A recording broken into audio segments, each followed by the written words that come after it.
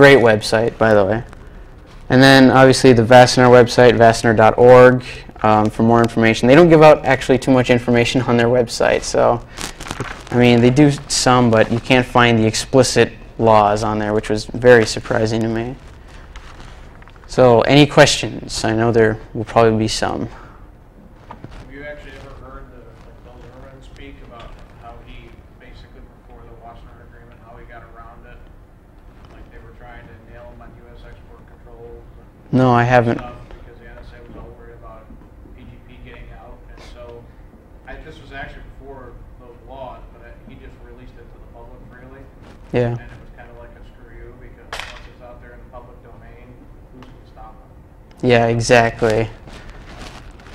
Yeah. Anything else? I know I kind of went through this fast, but I'm tired. Not much sleep. And I'll throw this on my website. You can download it. I'll have all the links up there and stuff if you want to take a look at it. Anything else? What's the practical application of a lot of this stuff, besides just programming? What do everyday people see? You'll see email is the biggest one. I mean, a lot of people want secure transfer of your emails. I mean, you don't want people reading your emails. And another one that I know is very useful is instant messaging. I know a lot of companies that use instant messaging within the corporate environment, and a lot of the stuff is encrypted. I know AIM is encrypted, and MSN, they use SSL for all their instant messages.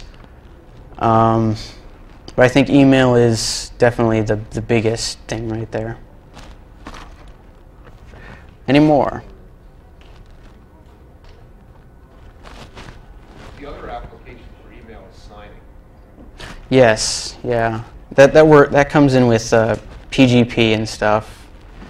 And it lets you make sure that not only did the person who sent you an email, is it really from them, but it also lets you make sure that it hasn't been tampered with internally. Yeah, yeah. How are one-time pads unbreakable? Well, with the random generation of your pad, your random letters, and if you use, I'll go back to it. Say we use JEPSW, and we pad it with the rest of the alphabet just randomly. I mean, it's really hard to guess this stuff, and especially when you're adding and subtracting the numerical values. And you can, like I use 0, 1, 2, 3, 4, 5, 6. You can start with any number. So you can just change the numbers and pad it, and it's really hard to break. I've tried it, definitely, many times. Well, sure. I think the question to give a little bit more answer for Shorty too. But back in World War II, they actually just used to use the big ping pong ball cage, and they used to rotate it. Problem is with a lot of, and with the nature of computers, you have your pseudo number random generators that they're eventually, it may be millions and millions and billions of times, but they're eventually going to start spitting out the same exact thing they did before. Yeah. Whereas this is complete, this is totally random at the human level. Actually, there was a problem with that because when letters like X and W and Q were coming up just as much as other letters, the human operators put balls back in saying, oh, we got an X recently, so X is rare. We shouldn't be seeing it again. And a number Well, of that just created a crib for somebody that wants to decrypt it. What? That just created a crib for somebody that wants to decrypt it. It just threw off the frequency distribution, so it wasn't actually a real time. Really random. So the human factor is usually The worse. stupid human bad side. factor. Wasn't there a problem with the World War II Nazi encryption because they put the opening for each letter with Heil Hitler and ocean number Alice. I haven't heard Put, of it. like shitload of letters. You just look at the first two lines. And you basically Wow. I didn't know that. That's interesting. Yeah, about the stupid human factor too. Half the reason that we found the cribs to break the Enigma was because a lot of German operators were just fucking lazy, and they would do the same thing on the wheel, cipher wheels all the time. And eventually, it's just like any encryption. You pass enough traffic, eventually they're going to be able to, do frequency analysis on it and figure out, what's what, or XOR it back and forth. And Yeah. and that's basically how they broke it. If they, the way I understand it, and if anybody else wants to correct me, go ahead. If they would have actually random generated each, wheel point every day, we would have never broken it. But apparently, due to human factors, the stupid human factor, they kept on using the same damn thing over and over again. And It was stupid human factor, but they also transmitted the key with the message. oh, really? The Enigma, they actually would clear text the cipher key with the message. It was double encoded, so you cipher the message with itself, and then you cipher it again, but you sent your key along with the message. So that's how they don't send it at the beginning of the message, it's sent in the middle of the message, and part of the message is sent clear text. So the method that they sent it also made it easier to break, but they changed it several times throughout the war as well. So there was some spy, I think two people who were spies, and the U.S. got the names, but they used horse racing results as one-time pass for a certain city, and so they would always have. And basically, it would be security to obscurity, because you didn't know what city they were looking at. You wouldn't know what code they were pulled. If you didn't know they were doing that, you wouldn't know what code they were using. But that was a way for them to. That's not one time Well, It's not one time it's not. no, it's not surely not, but It's still a one-time pad. pseudonym. Well, No, it's not. what would you say it would be then? Definition of a one-time pad is when you use a random key string that is. Yeah, you're right. Ciphertext. That's the only way it actually works. Yeah. That's an easily, it's a No, weird so one to be the horse races would be long enough. The results would be long It's enough. still not random, so it's not like. Horse races are races.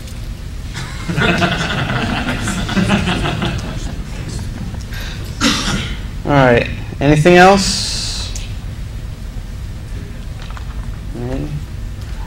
All right. I guess that's it then. Thanks for listening.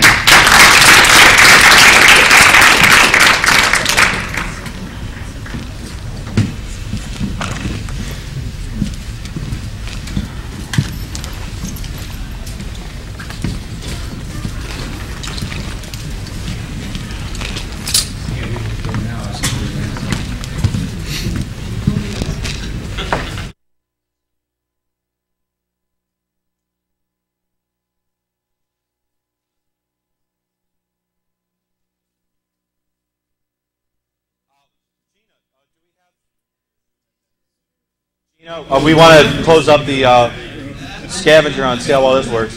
Gina, does anybody know where Gina is? We want to close up scavenger hunt, get that going.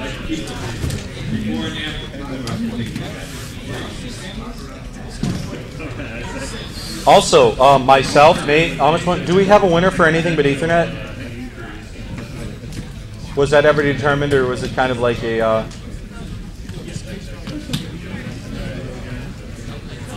figure that out.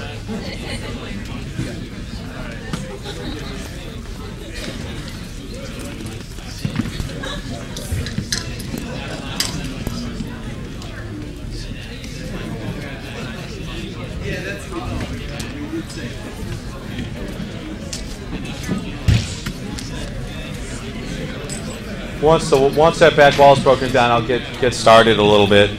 Ooh, my.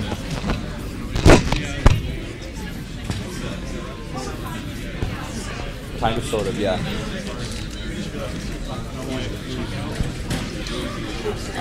Yeah, it'll be a few minutes. All right.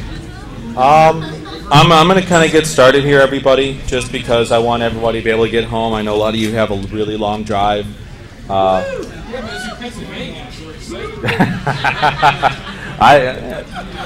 Whatever gets you off, man. Whatever gets you off. I'm going to get started then and just tell everybody thank you for coming to Nauticon. We had an official head count, I think, of about 242 people, including presenters. including our presenters and staff. And mind you, so some of the staff pre-registered. So that's about almost 250 people in the door, which well blew past last year, which is awesome.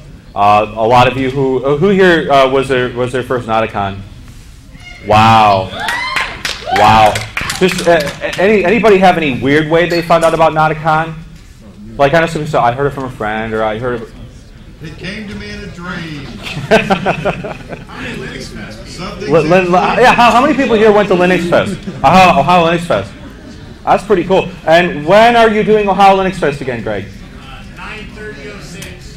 Okay, September 30th, 2006, Ohio Linux Fest down in Columbus. Live penguins. There will be live penguins. Hell yeah. And I think, are we going to do the favor of running the after party for you again? We'd love to do it. All right, yeah, we're going to do a Nauticon after party. Which Will they be dancing penguins? And Ohio Linux Fest tends to have lots of free drink tickets. Yes. Lots of free drink tickets. And if you're lucky, Unholy, where are you at, dude? Where are you? Anyway, good, he's not here. He was like taking off his shirt and doing calisthenics and shit. It was crazy. But anyway, first I do want to give a few big thanks. Big thanks to Greg and Entunet and all the people he brought in to get us our uplink. We didn't have to rely on Hotel DSL. He gave us a 900 megahertz, 3 megabit link that I think worked pretty damn well all weekend. So big ups and Entunet. They're a local group. Please support them. We had 600 port scans Saturday morning. 600 port scans Saturday morning. Impressive. I also want to thank the Shmoo group. They did us a real big favor and loaned us a couple projectors and threw a lot of money our way and came down to support this event themselves. And I really want to thank them. Also, big thanks to the Hacker Foundation for also supporting the event. They gave us some money when we really, really needed it to help this event go off. What do we have there? Some final reg numbers. It turns out we actually had 12 people pay $100 to the door. If you paid $100 to the door, thank you very much. You rock. But also big thanks. We had 204 people pre-register when it was all said and done. 177 of who showed up. Thank you very much as well. We sold about 114 shirts, and before taxes, we made about $13,000. So that's a good amount of money. But what you need to know right off the bat is that even though I hate paying taxes, I do, and about 12 to 15% of that I have to figure out which is going to go right back to the city of Cleveland and right back to the state of Ohio. So I'm never going to see 12 to 15% of that.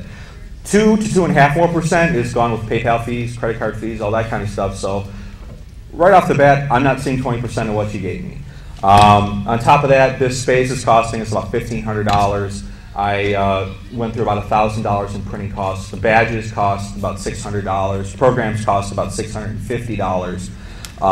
The food for the consuite came out to about $800 or $900. For the few guests that we did give them complimentary hotel space to, that comes out of it. Of course, I have to keep my wonderful staff. I have to keep them in a room and fed. So, let's give a quick round of applause to all the great staff and volunteers. The rule for my core staff was that they had to work 20 hours to basically make it happen. And all our volunteers volunteered at least 6 hours a time. A lot of them, like David Lauer, I know, put in a hell of a lot of time, got us our quarter watt FM transmitter for Nauticon Radio. So thank you, David. And again, thanks to all of our other sponsors. Real quick, you know who they are. If not, I'll be happy to remind you. But big thanks to them. Do we have results for the scavenger hunt, Gina? I know we had like 3 or 4 entries, correct? 4 entries. There's a few points left to be assigned. All right. Well. Can we do that right now? Yes, I can. All right. This is the Nauticon scavenger hunt with Gina. On top of being in med school and having a life basically put together on her own time and ran through me. So big thank you to Gina. She rocks. I'd have failed out of med school by now. So what were our 3 teams? Let's see. We've got Strider, who has a few items. We've got a team composed of Morbid, Slade, Low Tech, and Risk Free. We've got a team composed of Imperium, Illusion, Calvin the Destroyer, Number 2 Console, and Baby Huey. And a team composed of Semi-Nordic, Exomar, and Tom.